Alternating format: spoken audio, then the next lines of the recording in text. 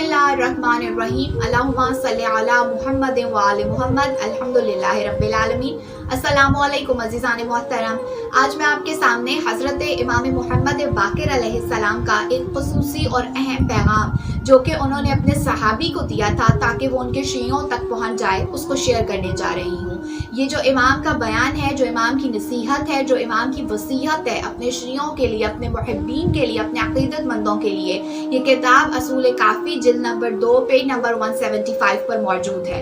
रवायत क्या है, इमाम मोहम्मद बाक़िर अलैहिस्सलाम ने एक मरतबा अपने सहाबी जनाब खुसैमा से फरमाया था कि ए खुसैमा, जब कभी भी तुम मेरे शीयों से मिलो, मेरे मुहिब्बों से मिलो, मेरे अक़ीदतमंदों से मिलो, तो उन्हें खुदावंद आलम का तक़वा इख्तियार करने की नसीहत करो।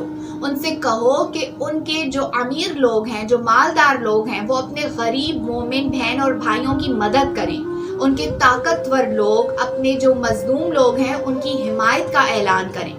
जिंदा लोग मुर्दों के जनाजों में जाएं और वो लोग एक दूसरे के घर भी जाएं, क्योंकि जब वो एक दूसरे से मिलते हैं या इकट्ठे होते हैं तो हमारे अम्र को जिंदा करते हैं और अल्लाह रब्बुल इज़्ज़त उस बंदे पर रहमत नाजिल फरमाए जो हमारे अम्र को जिंदा करता है। फिर मौला ने फरमाया कि ए खुज़ैमा, उनसे ये भी कहना और उन तक मेरा ये पैगाम भी पहुंचा दो कि हम नेक अमल के बगैर अल्लाह के अजाब से बचने की हरगिज उन्हें ज़मानत नहीं दे सकते और तकवा के बगैर वो हमारी विलायत तक नहीं पहुंच सकते, यानी वो हमारी विलायत को नहीं पा सकते। विलायत से मुराद सिर्फ ज़ुबानी बातें करना नहीं है, बल्कि अपने इखलाक से, अपने किरदार से, अपने अमल से उस चीज़ को साबित करना है। इमाम मोहम्मद बाक़िर अलैहिस्सलाम ने फरमाया, क़यामत के दिन सबसे अफसुर्दा, सबसे नाकाम और सबसे खाली हाथ वो शख्स होगा जो कि हक बातों को जानते हुए भी उस पर अमल नहीं करता था।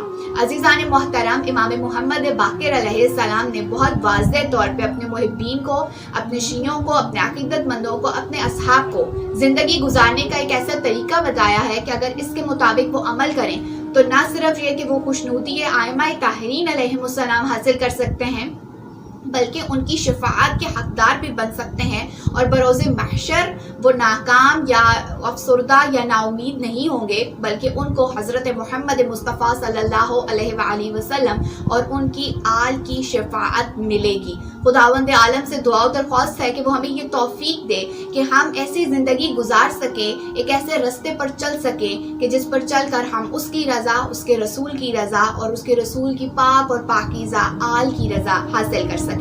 आमीन या रब्बिल आलमीन। अल्लाहुम्मा सल्ली अला मुहम्मद व आले मुहम्मद।